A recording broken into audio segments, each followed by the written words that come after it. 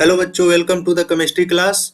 तो ये है रसायन विज्ञान 2022 यूपी बोर्ड पेपर का सेट नंबर 1। पिछले हमने 7 सेट में 2023 के सारे सेट कर लिए थे। तो स्टार्ट करते हैं सबसे पहले क्वेश्चन नंबर 1 से। तो इसमें जो पहला क्वेश्चन है, जो प्रति एकक कोष्ठिका में 2 परमाणु कुल संख्या रहती है, ये सॉलिड स्टेट का क्वेश्चन है जो कि हमारे सिलेबस से हटा दिया गया है।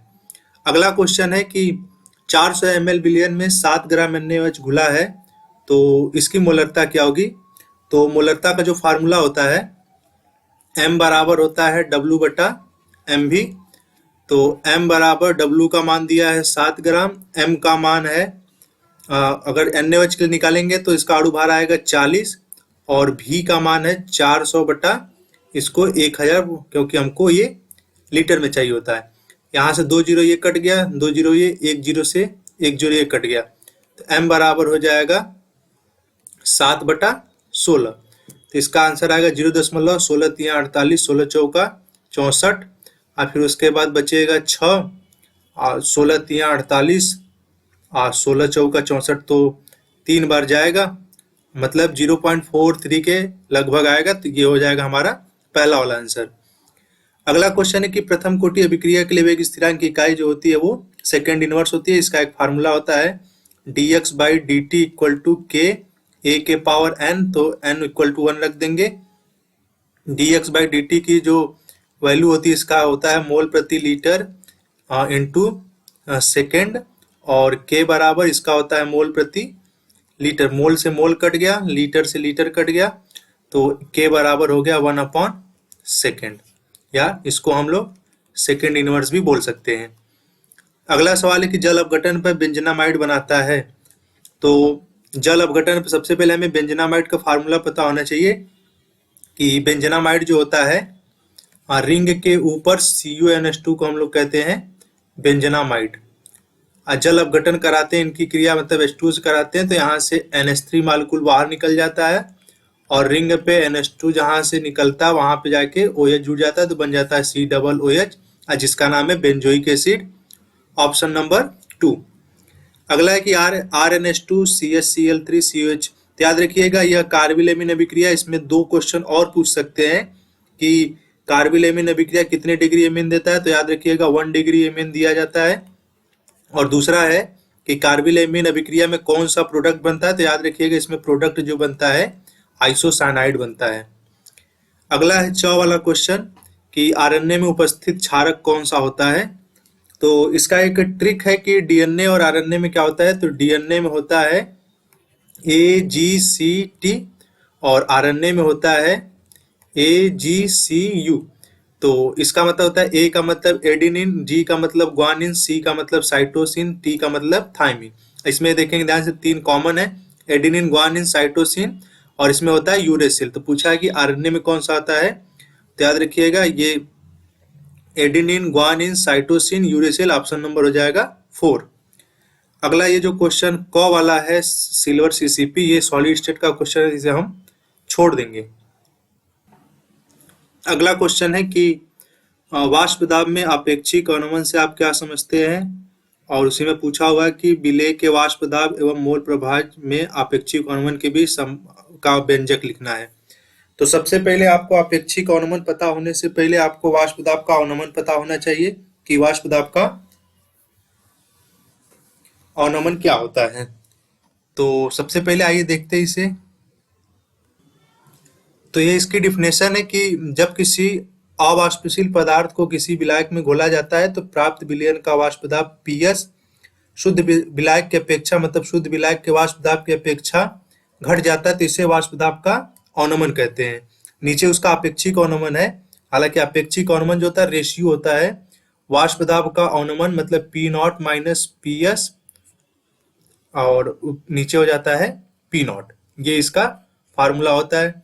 और मोल प्रभाज में जो संबंध होता है तो इसके बराबर होता है N बटा N, जहां स्मॉल n बराबर होता है छोटा W अपॉन छोटा m, और कैपिटल N बराबर होता है capital W upon capital M हो जाता है।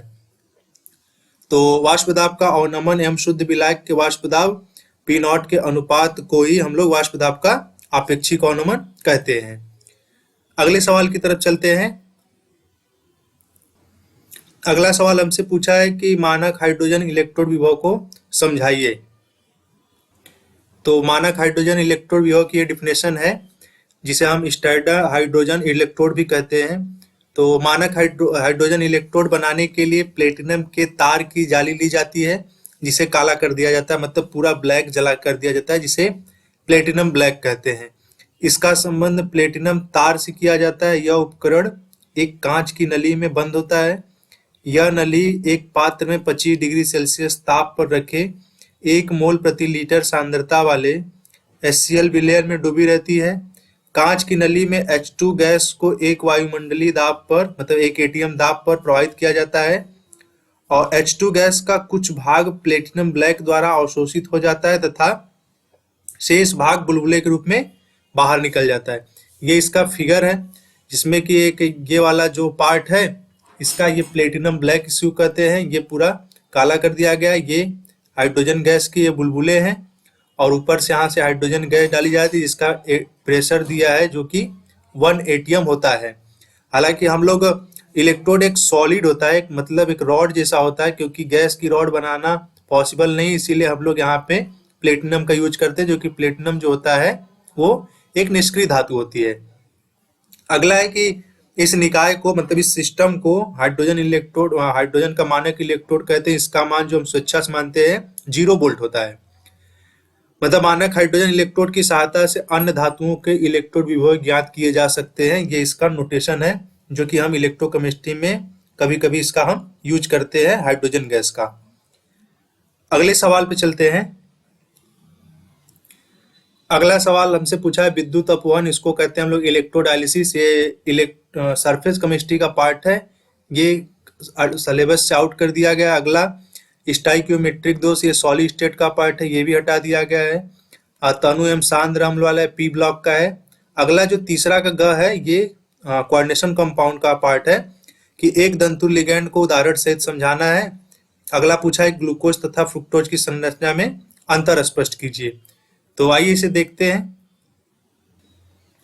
यहाँ पर इसकी डिफिनेशन है कि ऐसे लिगैंड जिनमें एक दाता परमाणु उपस्थित तथा वो केंद्रीय धातु परमाणु से या आयन से एक समय में एक उपसंयोजक बनाते हैं, उसे हम एक दंतु लिगैंड कहते हैं। जैसे Cn- साइनाइडो हो गया, NH3 एमीन हो गया, H2O एक्वा हो गया, Cl पे माइनस हो गया। यहाँ पे Cl- का मतलब होता है ये क्लोराइडो है, OH पे माइनस, और बहुत सारे हो सकते हैं, जैसे ये CO हो सकता है, कार्बोनिल हो सकता है। अगले सवाल था उसमें कि ग्लूकोज और फ्रुक्टोज का संरचना समझाना है। तो ग्लूकोज और फ्रुक्टोज की जो संरचना होती है, बेसिकली जो ग्लूकोज होता है इसमें एल्डिहाइड समूह पाया जाता है, और जो फ्रुक्टोज होता है इसमें कीटोन समूह पाया जाता है, मतलब C+O। अब बनाना क्या है कि इसमें सबसे पहले हमें ग्लूकोज बनाते हैं। यहाँ पे CHO, यहाँ पे CHOH, फिर उसके बाद यहाँ C, इधर OH और इधर H, फिर उसके बाद CHOH, फिर उसके बाद CHOH, और फिर नीचे इसके होता है CH2OH। ध्यान से देखेंगे, इसमें 1, 2, 3, 4 और 5 OH समूह होते हैं इसमें। अगला है फ्रुक्टोज।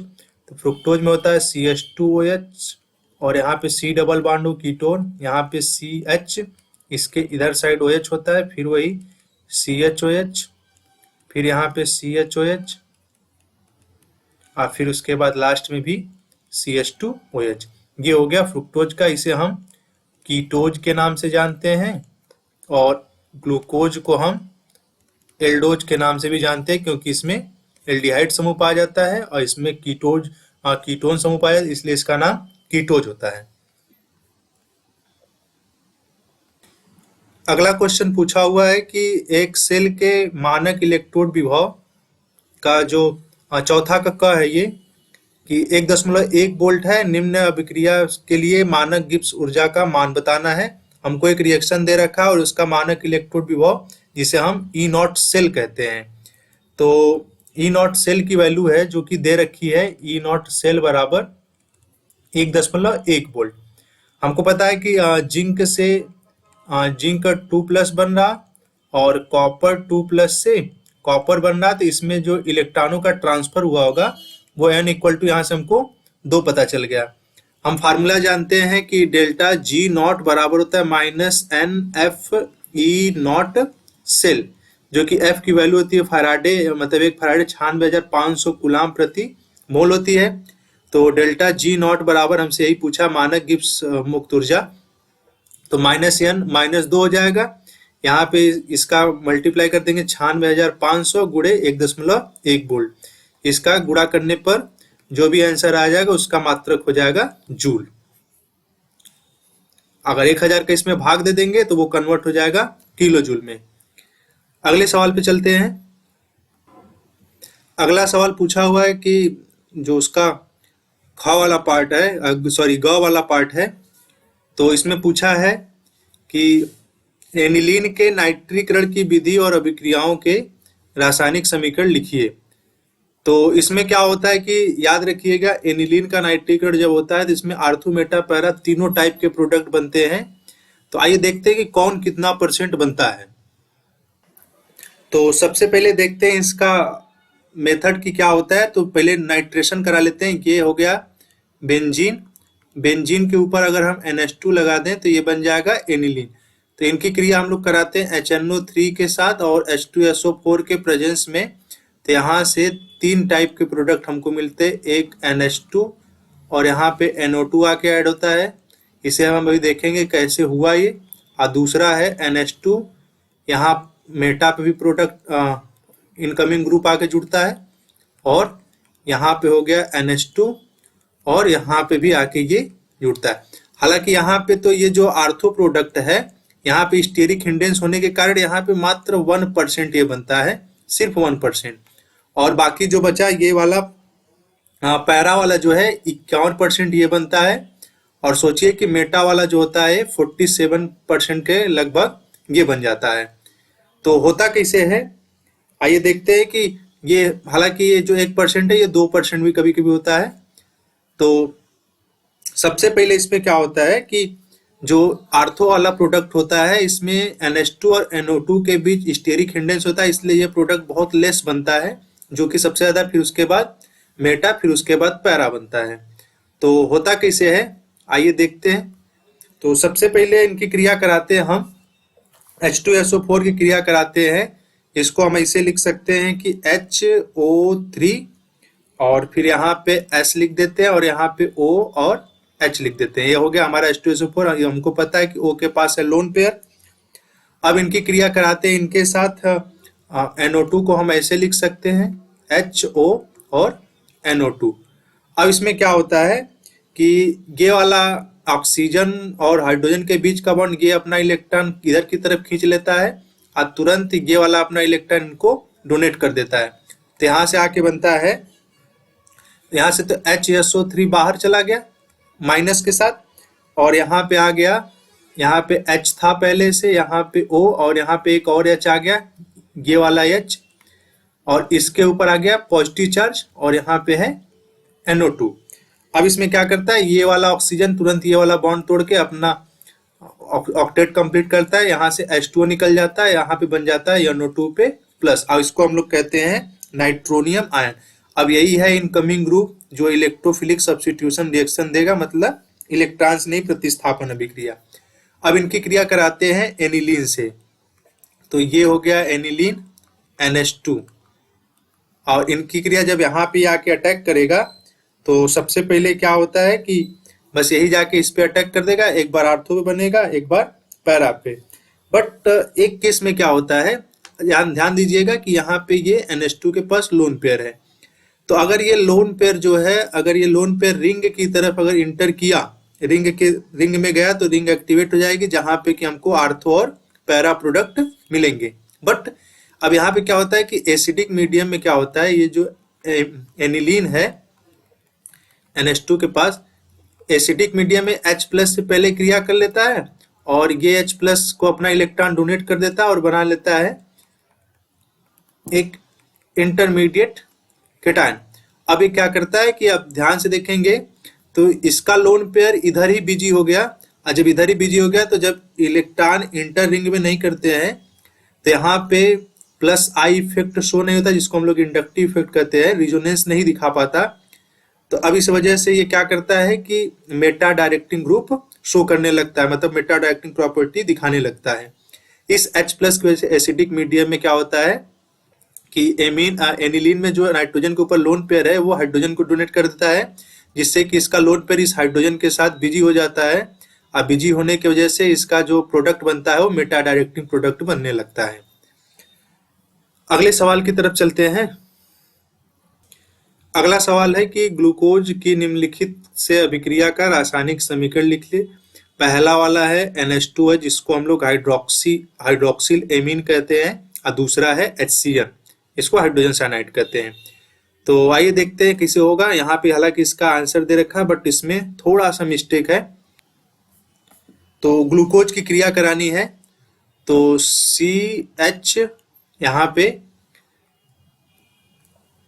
ऐसे लिख सकते हैं, इसको CH डबल बॉन्ड O करते हैं यहाँ पे, और इस नीचे का इसे CHOH शॉर्टकट में यहाँ 4 लगा देते हैं और यहाँ पे CH2OH, और इनकी क्रिया कराते हैं NH2H के साथ। तो इसको हम ऐसे लिख सकते हैं, यहाँ से OH और यहाँ से H और H2 और O मिल के बना लिया H2O, और यहाँ पर CH डबल बॉन्ड NOH, नीचे CHOH के बाहर 4, और यहाँ हो गया CH2OH। इसका नाम है, इसको कहते हैं हम लोग ऑक्जाइम। दूसरे वाले केस में क्या होगा कि इसको कुछ इस टाइप से लिखेंगे C, और यहाँ पे इसको हम H लिख देते हैं, और नीचे का CHOH के बाहर यहाँ लग जाएगा 4, और यहाँ पे CH2OH। इनकी क्रिया कराएंगे HCN के साथ, तो यहाँ से ये होगा H पे प्लस और CN पे माइनस, और इसको कार्बोनिल को ब्रेक करेंगे तो C पे प्लस और O पे माइनस, ये इसके पास चला जाएगा, ये CN इसके पास आ जाएगा। तो बन जाएगा हमारे पास यहाँ पे C, और इसके साइड इधर आ जाएगा CN, और इधर आ जाएगा H, इधर आ जाएगा OH, और बाकी नीचे CHOH के बाहर 4 और CH2H।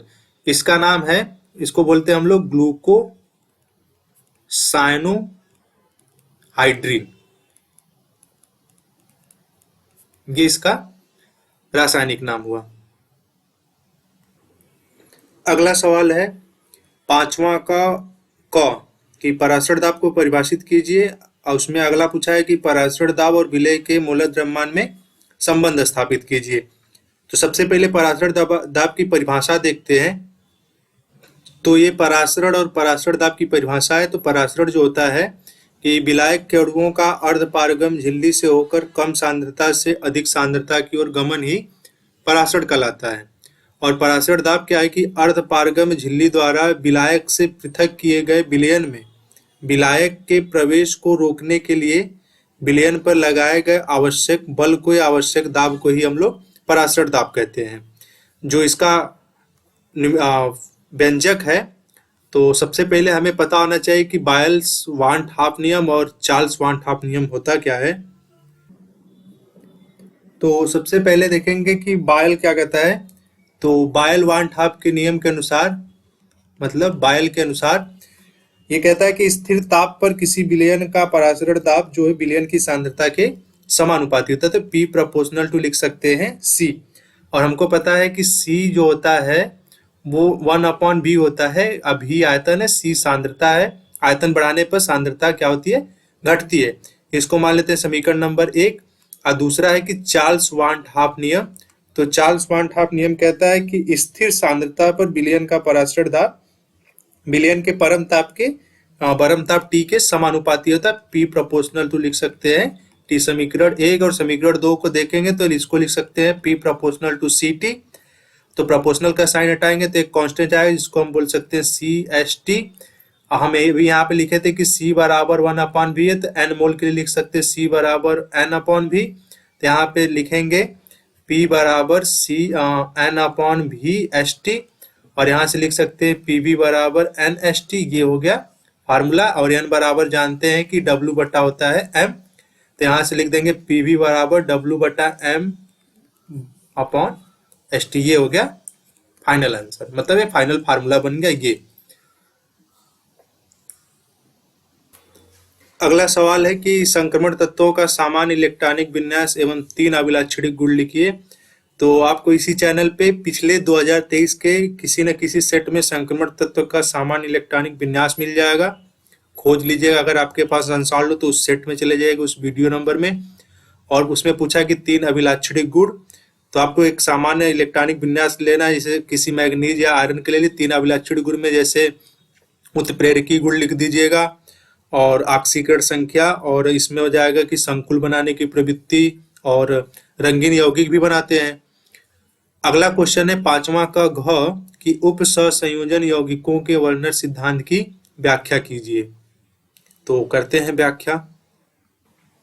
तो वर्नर के सिद्धांत का ये रूल है कि संकर में उपस्थित केंद्रीय धातु परमाणु या आयन 2 प्रकार की संयोजकता प्रदर्शित करता है। पहला इसमें है कि प्राथमिक संयोजकता, दूसरा है द्वितीयक संयोजकता, primary valency and secondary valency. तो प्राइमरी वैलेंसी जो होती है कि यह संयोजकता आयनन योग्य होती है, मतलब इनको आयनित किया जा सकता है, मतलब घटाया बढ़ाया जा सकता है। यह केंद्रीय धातु परमाणु की ऑक्सीकरण अवस्था के संगत होती है, मतलब कि कोऑर्डिनेशन कंपाउंड में जो केंद्रीय धातु परमाणु की ऑक्सीकरण संख्या, उसी संख्या को हम लोग प्राथमिक संयोजकता कहते हैं। यह हमेशा एक ऋणात्मक आयन से संतुष्ट होती है। प्राथमिक संयोजकताओं को डॉट रेखाओं द्वारा प्रदर्शित करते हैं। अब फिर उसमें जो द्वितीयक संयोजकता दिया है, तो इसमें है ये कि द्वितीयक संयोजकता जो होती है, इस प्रकार की संयोजकता आयनन योग्य नहीं होती है। आगे तथा कि केंद्रीय धातु परमाणु या आयन की उप सहसंयोजक संख्या के संगत होती है, मतलब कोऑर्डिनेशन नंबर जितना होगा उस कंपाउंड में वही उसकी द्वितीयक संयोजकता होगी। तो उप सहसंयोजक संख्या प्रत्येक केंद्रीय धातु परमाणु या आयन की द्वितीयक संयोजकता की संख्या जो होती है निश्चित होती है। द्वितीयक संयोजकता ऋणात्मक या उदासीन अणुओं के द्वारा संतुष्ट होती है। इन्हें सतत रेखाओं, मतलब एक थिक लाइन, एक कंटिन्यूअस लाइन द्वारा प्रदर्शित करते हैं। दूसरा इसमें है कि केंद्रीय धातु परमाणु या आयन में सभी प्राथमिक तथा द्वितीयक संयोजकताओं को संतुष्ट करने की प्रवृत्ति होती है। अगला है कि द्वितीयक संयोजकताएं दैशिक होती हैं, जबकि प्राथमिक संयोजकताएं अदैशिक होती हैं। ये इसका स्ट्रक्चर जो इसमें डॉट लाइन दिखाया गया है, जो Cl वाला पार्ट है, जो ऐसे डॉट लाइन, ये इसकी प्राथमिक संयोजकता है, और ये जो थिक लाइन है जिससे NH3 अटैच हुआ है, ये इसकी द्वितीयक संयोजकता है। द्वितीयक संयोजकता कोऑर्डिनेशन नंबर बताता है, प्राथमिक संयोजकता ऑक्सीडेशन नंबर बताता है। अगले सवाल की तरफ चलते हैं। अच्छा, इसमें एक क्वेश्चन छूट गया था, ये 5वां का ख वाला, जो कि है कि शून्य कोटि की अभिक्रिया के लिए वेग स्थिरांक के लिए इकाई तथा व्यंजक लिखिए। तो इन्हें प्रूव करते हैं कि इसका व्यंजक क्या होता है और इसका यूनिट क्या होता है शून्य कोटि की अभिक्रिया के लिए। तो इसके लिए सबसे पहले हम एक इक्वेशन मान लेंगे। सपोज दैट कि कोई एक इक्वेशन है, ए से पी बना रहा है, और इसका जो सांद्रता मान, तब सबसे पहले अगर इसका हम रेट लिखें तो रेट बराबर हो जाएगा माइनस डी ए, क्योंकि अभिकारक की सांद्रता घटेगी, अपॉन डी टी बराबर के, और ए के पावर हो जाएगा यहाँ पे 0। तो जब ए के पावर 0 आएगा तो इसकी वैल्यू हो जाएगी 1, और जब इसकी वैल्यू 1 हो जाएगी तो सिर्फ बचेगा minus D A upon D T equal to K. तो यहाँ से लिख सकते हैं इसको कि minus D A upon D T equal to K. अब इसको इतना भी लिखा जा सकता है, D A upon K into D T. अब दोनों पक्षों का समाकलन कर देते हैं, और जब समाकलन, पहले इसको करते क्या है कि यहाँ से लिख देते हैं D A equal to minus K D T. अब जब यहाँ से समाकलन लगाएंगे तो डी ए का समाकलन तो ए ही रहेगा, बट यहाँ पे ये के बाहर है माइनस के, और टी का डी टी का समाकलन टी होगा, और इसके साथ एक स्थिरांक मान लेते हैं सी, समीकरण नंबर 1।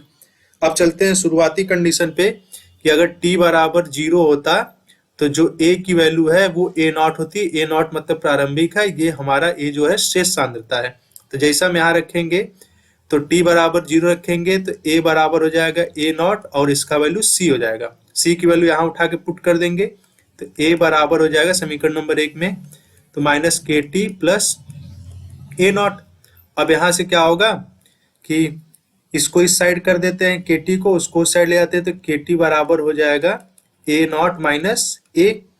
अब ए नॉट माइनस ए यहाँ से, तो टी बराबर हो जाएगा a naught minus a upon k, या के बराबर हो सकता है a naught minus a upon t हो सकता है। ये हो गया शून्य कोटि अभिक्रिया के लिए व्यंजक। अब दूसरा हमसे पूछा है कि इसका मात्रक क्या होगा, तो इसका मात्रक निकालने का सबसे आसान तरीका है वही जो dx बाई dt होता है बराबर के a के पावर 0 हो जाएगा। अगर एक होता तो एक रखते, मतलब फर्स्ट कोटि के लिए, 0 तो 0, सेकेंड के लिए सेकेंड, तो ये वैल्यू तो खत्म हो जाएगी। इसका मात्रक होता है मोल प्रति लीटर इंटू सेकेंड बराबर के, और ये इसका मात्रक बन जाएगा शून्य कोटि अभिक्रिया के लिए। अगले सवाल की तरफ बढ़ते हैं। अगला सवाल इसमें है, ये जो अमोनिया वाला ये हटा दिया गया सिलेबस से, और उसके बाद ये अंतरा हैलोजन वाला भी हटा दिया गया है। ये वाला कट गया है, ये वाला भी कट गया है। ये इसमें है कि प्राथमिक अल्कोहल का विहाइड्रोजनीकरण कराना है। तो अगर इसको हम लिखें तो लिख सकते हैं कि कॉपर या सिल्वर की उपस्थिति में 300 डिग्री सेल्सियस पर प्राथमिक अल्कोहल का विहाइड्रोजनीकरण कराने पर एल्डिहाइड बनता है। जैसे यहाँ पे सपोज दैट हमारे पास ये हो गया एक प्राथमिक अल्कोहल, इनका हम विहाइड्रोजनीकरण का मतलब होता है ना हाइड्रोजन का निकलना। यहाँ पे लगा देते हैं कॉपर, या तो आप Ag लगा दीजिए और यहाँ पे लिख दीजिए 300 डिग्री सेल्सियस, इतना में होता है। यहाँ से हाइड्रोजन निकल गया, बस बच गया R बचा, CHO बचा और H2, ये हो गया इसको एल्डिहाइड। अगला कि फिनॉल का नाइट्रीकरण। तो फिनॉल का नाइट्रीकरण दो टाइप्स होता है। अगर आप तनु नाइट्रेशन कराएंगे डाइल्यूट तो आर्थो पैरा प्रोडक्ट बनेगा, और कंसंट्रेशन नाइट्रेशन कराएंगे तो पिक्रिक एसिड बनता है। तो इसमें होता क्या है कि फिनॉल की क्रिया हम कराएंगे, ये हो गया फिनॉल हमारे पास, और इनकी क्रिया जब हम कराएंगे HNO3 के साथ, सपोज दैट सांद्र HNO3 के साथ कराते हैं, इसे कंसंट्रेट HNO3, तो इसमें क्या बनता है, H2SO4 के प्रेजेंस में होता है, इसमें बन जाता है पिक्रिक एसिड, आर्थो पे और पैरा पे जुड़ जाता है कि O, यहाँ पे NO2 और यहाँ भी NO2 और इस साइड में भी Na2। अगर आप इसका कराते कंसंट्रेट के डाइल्यूट लेते तो एक बार आर्थो प्रोडक्ट बनता और दूसरी बार पैरा प्रोडक्ट बनता। तीसरा है कि एनिलीन के साथ फ्रीडल क्राफ्ट अभिक्रिया कराना है। तो एनिलीन के साथ फ्रीडल क्राफ्ट अभिक्रिया का मतलब है कि ये हो जाएगा हमारे पास कि एनिलीन का मतलब होता है, सॉरी एनिसोल का मतलब OCH3, इनका फ्रीडल क्राफ्ट कराना है। तो फ्रीडल क्राफ्ट में दो अभिक्रिया होती है, एक एल्काइलेशन मतलब एल्किल क्लोराइड के साथ क्रिया, और दूसरा होता है एसाइलेशन मतलब एसिटिल क्लोराइड के साथ क्रिया। तो ये एसाइलेशन है CH3COCl, और ऊपर वाला एल्काइलेशन, तो यहाँ पे बन जाएगा आर्थो पैरा प्रोडक्ट, यहाँ पे CH3 आर्थो पे या पैरा पे CH3 यहाँ पे। दूसरे कंडीशन में यहाँ पे हो जाएगा, बस यहाँ कुछ करना नहीं है, जिसे यहाँ से CH3 निकला है तो यहाँ पे आके और यहाँ पे अटैच हुआ है, बस यहाँ पे CH3CO निकलेगा, और एक बार CH3CO यहाँ पे आके अटैच होगा, और एक बार COCH3 यहाँ पे आके अटैच होगा, आर्थो और पैरा प्रोडक्ट बन जाएगा। अगला हमसे पूछा है कि कोल्बे अभिक्रिया क्या होती है। तो कोल्बे अभिक्रिया फिनॉल की क्रिया कराएंगे हम लोग CO2 से NaOH के साथ, तो बन जाता है सैलिसिलिक अम्ल। उसी तरह राइमंड टीमन अभिक्रिया है।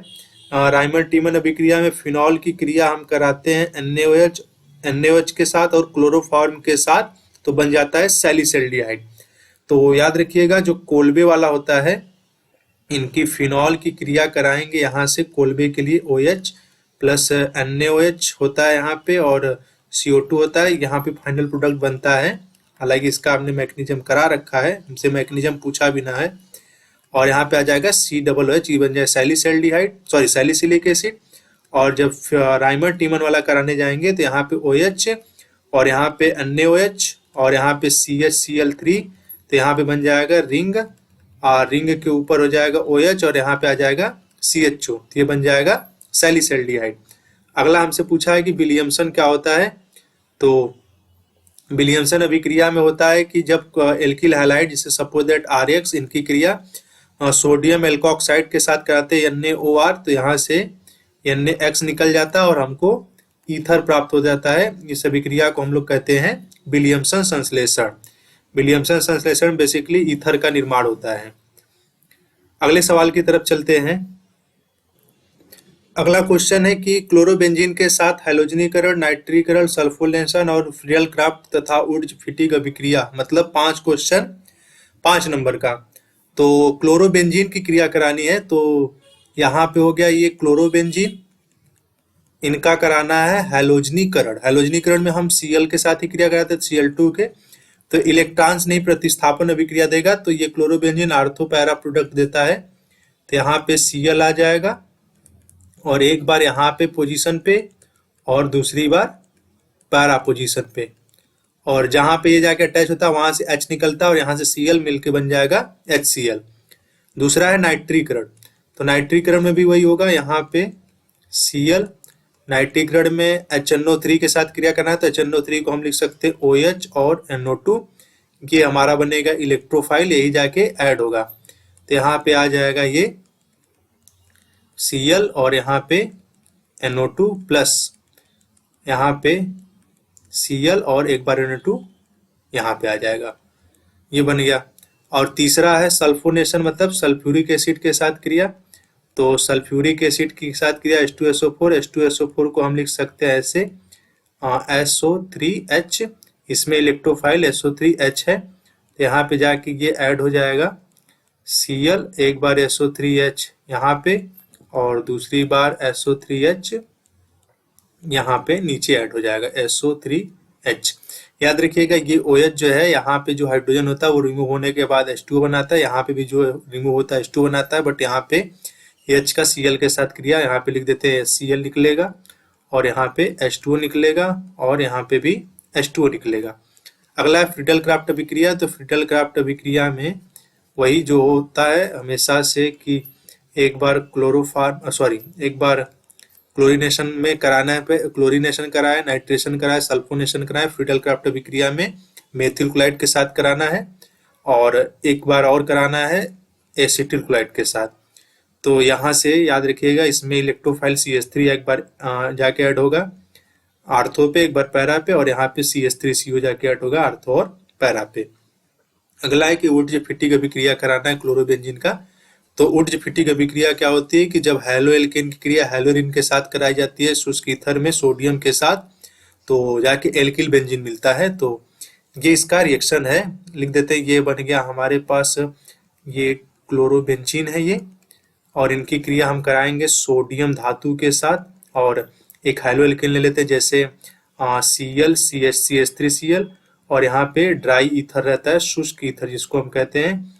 अब यहाँ से क्या होगा कि यहाँ से Cl और यहाँ से Cl और यहाँ से Na मिलके बन जाएगा NaCl, और रिंग के ऊपर जाके जुड़ जाएगा, जहाँ से Cl निकला वहाँ पे CH3, ये बन गया एल्किल बेंजीन, मेथिल बेंजीन, इसका नाम है टॉलुइन।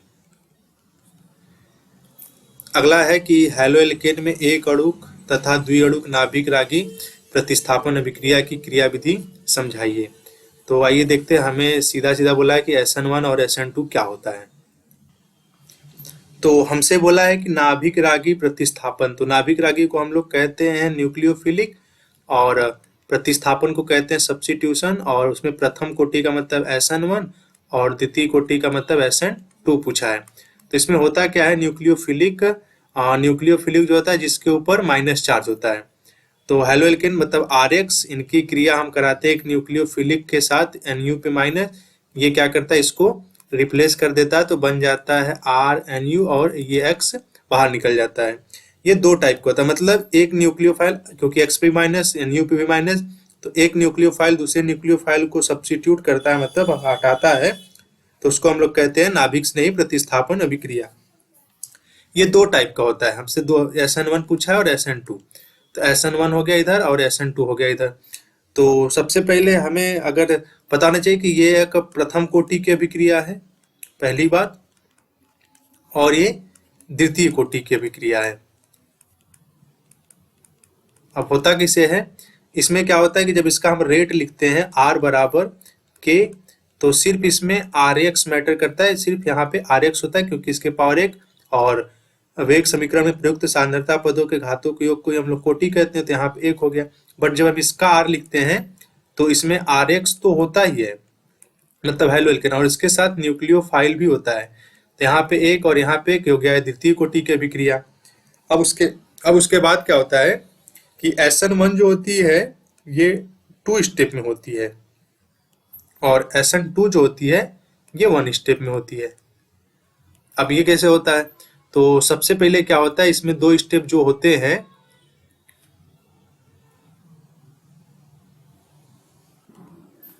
तो इसमें होता क्या है, सबसे पहले इसमें कार्बोकेटायन बनता है, इसको हम लोग कार्बोधनायन भी कहते हैं, और फिर उसके बाद जो नाभिक स्नेही है, नाभिक स्नेही का आक्रमण होता है। ये होता है 2 स्टेप। और इसमें जो होता है एक मध्यवर्ती बनता है, मध्यवर्ती जिसको हम इंटरमीडिएट कहते हैं। बट इसमें क्या होता है कि इसमें कोई कार्बोधनायन नहीं बनता है, इसमें बैक साइड अटैक होता है, मतलब पश्च आक्रमण होता है, बैक साइड से अटैक होगा और सीधे एक स्टेप में प्रोडक्ट बन जाता है। अब इसमें जो कार्बोकेटायन होता है ये वाला स्टेप स्लो होता है, और जब नाभिक से नहीं आक्रमण करता है तो ये वाला स्टेप फास्ट होता है। और याद रखिएगा एक चीज, जब भी हम रेट लिखते हैं तो ये स्लो वाले के लिखते हैं, जबकि फास्ट वाले इतना फास्ट होते हैं कि इसका हम रेट ही कैलकुलेट नहीं कर पाते हैं। और इसमें जो रिएक्शन होता है, अब दूसरी बात इसमें यह है कि इसमें संक्रमण अवस्था बनती है, संक्रमण अवस्था बनती है, और इस वाले में मध्यवर्ती बनता है। इसमें का जो न्यूक्लियोफाइल होता है वो बहुत वीक होता है, जबकि इसमें का जो न्यूक्लियोफाइल होता है वो बहुत ही स्ट्रांग होता है, क्योंकि इनको 2 काम करना है। एक तो पहले बैक बॉन्डिंग, बैक साइड से अटैक करना है, सामने वाले को निकालना है, खुद जुड़ना है, और इनके लिए पहले से पोजीशन क्रिएट किया गया होता है, बस इनको जाके अटैच होना होता है। और सबसे ज्यादा इसमें SN1 में सबसे ज्यादा 3 डिग्री कार्बोकेटायन, फिर 2 डिग्री, फिर उसके बाद 1 डिग्री कार्बोकेटायन देता है। और इस वाले में सबसे ज्यादा 1 डिग्री, फिर उसके बाद 2 डिग्री, फिर उसके बाद 3 डिग्री, उसका ठीक उल्टा होता है। अब इसका देखते हैं कि मैकेनिज्म देखते हैं कि होता कैसे है। तो सबसे पहले क्या होता है कि सपोज दैट हमारे पास यहाँ पे Rx है, इसको हमने पहले ब्रेक किया, यहाँ पे बना R प्लस और X माइनस। अब क्या हुआ कि दूसरे स्टेप में R प्लस और यहाँ पे न्यूक्लियोफाइल आके अटैक करेगा, या डायरेक्ट जुड़ सकता है, सामने से भी बैक साइड से भी अटैक कर सकता है। अब क्या हुआ कि यहाँ पे बन गया RNU, ये फाइनल प्रोडक्ट तैयार हो गया। बट इसमें क्या होता है, ध्यान से देखेंगे, ये वाला 2 स्टेप बना, तो ये वाला स्टेप स्लो होता है जिनमें कार्बोकेटायन, ये वाला स्टेप फास्ट होता है, ये SN1 के लिए है। और दूसरा वाला क्या है, अगर हम इसमें 3 डिग्री 2 डिग्री की बात करें तो C प्लस, अगर इसके इधर भी साइड CH3 है, इधर भी साइड CH3 है, इधर भी साइड CH3 है, तो ये वाला कंपाउंड स्टेबल होता है, क्योंकि जो C पे प्लस चार्ज है उसको कम करने के लिए ये CH3 अपना इलेक्ट्रॉन इनको देते हैं, क्योंकि CH3 इलेक्ट्रॉन डोनेटिंग ग्रुप होते हैं, और जैसे जैसे इसको इलेक्ट्रॉन पहुंचाएंगे वो उतना स्टेबल होगा, हमको स्टेबल कंपाउंड चाहिए। और दूसरी बात, इसमें इसलिए होता है, सामने से अटैक करता है क्योंकि इसके पीछे साइड में क्राउडनेस होती है। लेकिन SN2 में क्या होता है, SN2 में ये Rx है और यहाँ पे ये न्यूक्लियोफाइल है। अब भाई सामने से यहाँ पे तो है, तो ये सामने से अटैक करेगा ना, एक ही स्टेप में करना है, ये पीछे साइड से अटैक करता है, यहाँ से कुछ ऐसा प्रोडक्ट बनता है NU, यहाँ से R, एक बॉन्ड बनता है और दूसरा बॉन्ड टूटता है। इसीलिए जब हम लोग इसका रेट लिखते थे तो रेट में ये Rx भी आता था और न्यूक्लियोफाइल भी आता था, इसीलिए इसका जो रेट होता है मतलब ऑर्डर होता है जो सेकेंड ऑर्डर का होता है। और दूसरी बात, अगर हम इसमें 3 डिग्री ले लें तो 3 डिग्री में देखेंगे ध्यान से, यहाँ पे वो बैक साइड इसलिए अटैक नहीं कर पाए क्योंकि पीछे की साइड बहुत क्राउडनेस है, बैक साइड अटैक करने में उसको दिक्कत आएगी, इसीलिए सबसे ज्यादा ये प्रीफर करता है 1 डिग्री कार्बोकेटायन के लिए। ये कंप्लीट हुआ SN1 और SN2। चलते हैं अगले सवाल पे। अगला सवाल है कि समीकरण को पूर्ण करना है, तो एल्डिहाइड है, इसका टॉलिन अभिकर्मक के साथ रिएक्शन होता है, तो यहाँ पे आ जाएगा आपका अमोनिकल सिल्वर आ जाएगा, तो AgNH3 का ट्वाइस रहेगा और ऊपर की साइड में 1 प्लस रहेगा, बस भर देंगे। याद रखिएगा ये टॉलिन टेस्ट है। और दूसरा वाला है इधर के साइड सब भरा हुआ है। एल्डिहाइड का जो ऑक्सीडेशन होता है वो कार्बोक्सिलिक एसिड में हो जाता है। यहाँ पे टॉलुइन का क्रिया कराना है क्रोमिल क्लोराइड के साथ कार्बन डाइसल्फाइड के प्रेजेंस में। याद रखिएगा यहाँ पे ये अभिक्रिया जो है ये इटार्ड रिएक्शन है। तो इटार्ड रिएक्शन में क्या होता है कि यहाँ पे ये बनता है। तो सबसे पहले तीसरा देख लेते हैं। तीसरा वाले में डायरेक्ट हम लोग यहाँ पे भर दीजिएगा, यहाँ पे बेंजल्डिहाइड हो जाएगा। ये रोजेनमुंड अभिक्रिया नहीं, गाटरमान अभिक्रिया है। ये वाला जो है यहाँ पे बेंजोइल क्लोराइड है, ये यहाँ पे CH3COCl, ये वाली अभिक्रिया जो है ये रोजेनमुंड अभिक्रिया है। और अगला वाला जो था ये लास्ट वाला, तो हम दूसरा वाला देख लेते हैं जो ये इटार्ड वाला है। तो इटार्ड वाले में क्या होता है, यहाँ पे ये रिंग बन गया, यहाँ पे CH, और जो क्रोमिल क्लोराइड होता है उसके साथ क्रिया करके यहाँ पे ये बना लेता O, या उधर भी O, और इसके बगल में Cr, और यहाँ पे OH, और इधर Cl2, ये हो गया। और यहाँ भी Cr, OH, और यहाँ भी Cl2 बन जाता है। ये इसका इंटरमीडिएट है जो कि यहाँ पे फिल इन द ब्लैंक में भरा जाएगा। अगला है कि RCnSnCl2 प्लस HCl, ये स्टीफन अभिक्रिया है। इसमें क्या होता है, इसमें एक इंटरमीडिएट बनता है जो कि सबसे पहले RCn में से C और N के बीच डबल बॉन्ड बन जाता है, ट्रिपल बॉन्ड टूट कर, और रिडक्शन हो जाता है क्योंकि SnCl2 खुद ऑक्सीडाइज होता है, तो सामने वाले को वो रिड्यूस करेगा। एक एक एच इनको हमने पकड़ा दिया, और फिर उसके बाद यहाँ पे इनटू में HCl आ जाता है। और जब हम इसका हाइड्रोलिसिस कराते हैं तो ये CH3 मतलब RCHO में कन्वर्ट हो जाता है एल्डिहाइड में। हाइड्रोलिसिस कराएंगे तो, और इसके साथ बनता है अमोनियम क्लोराइड NH4Cl, और प्लस में उसके साथ H2O बन जाता है। अगला है, हमसे नेमिंग रिएक्शन पूछा है कि क्लीमेंसन अभिक्रिया क्या होती है, और उसके बाद उल्फ क्रिश्नर अभिक्रिया, और फिर उसके बाद एल्डोल संघनन, कैनिजारो, हेल-फोलार्ड, जेलिंस्की। तो क्लीमेंसन अभिक्रिया में होता है कि इसमें कार्बोनिल कंपाउंड जो होते हैं जिंक अमलगम के साथ ZnHg के साथ रिएक्ट करके हाइड्रोकार्बन बनाते हैं, मतलब CH2 में कन्वर्ट हो जाता है। ये सीधा सीधा कंप्लीट अपचयन हो जाता है। उल्फ क्रिश्नर भी सेम, बस इसमें हम लोग हाइड्रोजन लगा देते हैं, NH2NH2 सेम कंपाउंड, मतलब कार्बोनिल कंपाउंड का हम हाइड्रोकार्बन में अपचयन कर देते हैं। अगला एल्डोल संघनन है। एल्डोल संघनन में क्या है कि एल्डोल संघनन वे एल्डिहाइड देते हैं जिनमें अल्फा कार्बन उपस्थित होते हैं। जैसे यहाँ पे अगर लिखें तो CH3 CHO, और फिर इधर भी CH3 CHO, और इसमें क्या होता है कि एक इसको इस तरह से लिख सकते हैं H, और एक H जाके यहाँ पे अटैच हो जाता है तो बन जाता है CH3 CH, ऊपर आ गया OH, और इधर के साइड CH2 CHO जुड़ गया। इसको हम लोग कहते हैं बीटा हाइड्रोक्सी एल्डिहाइड, ये बन गया। या बीटा हाइड्रोक्सी ब्यूटेनल भी कहते हैं, या 3 हाइड्रोक्सी ब्यूटेनल भी बोल सकते हैं। कैनिजारो उसका ठीक उल्टा है। कैनिजारो में क्या होता है कि ऐसे एल्डिहाइड जो जिसमें अल्फा हाइड्रोजन हो, जैसे HCHO हो गया और C6H5CHO हो गया, इसको कहते हैं फॉर्मल्डिहाइड, इस वाले को कहते हैं बेंजल्डिहाइड। अब इसमें क्या होता है कि जब HCHO हो तो इसके दो मॉलिक्यूल पहले लेते हैं, HCHO प्लस HCHO, इनका रिएक्शन कराते हैं NaOH के साथ इनके प्रेजेंस में। अब क्या होता है, इसमें डिस्प्रपोर्शनेशन रिएक्शन होता है। डिस्प्रपोर्शनेशन रिएक्शन ये होता है, अनुपातीकरण अभिक्रिया हिंदी में कहते हैं, कि एक ही कंपाउंड का जहां पे ऑक्सीडेशन हो और जहां पे एक ही कंपाउंड का रिडक्शन हो। तो जब हम HCHO का रिडक्शन करेंगे तो ये कन्वर्ट हो जाएगा CH3OH में, और जब हम HCHO का ऑक्सीडेशन करेंगे तो वो तो कन्वर्ट हो जाएगा HCOOH में, क्योंकि CHO का ऑक्सीडेशन करते हैं तो COOH में कन्वर्ट होता है, बट उसके संगत लवण में हो जाता है। तो HCOOH का जब हम लवण बनाएंगे तो यहाँ पे H हटा के Na लगा देंगे तो बन जाएगा सोडियम फॉर्मेट। या यही काम हम लोग C6H5CHO के साथ कर सकते थे, तो बन जाता बेंजिल अल्कोहल, मतलब रिंग के ऊपर CH2OH और रिंग के ऊपर बन जाता COO सोडियम बेंजोएट। अगला है कि हेल-फोलार्ड जेलिंस्की। तो हेल-फोलार्ड जेलिंस्की का मतलब है, इसको हम लोग शॉर्टकट में HVZ रिएक्शन भी कहते हैं, HVZ रिएक्शन। तो देखते हैं इसको।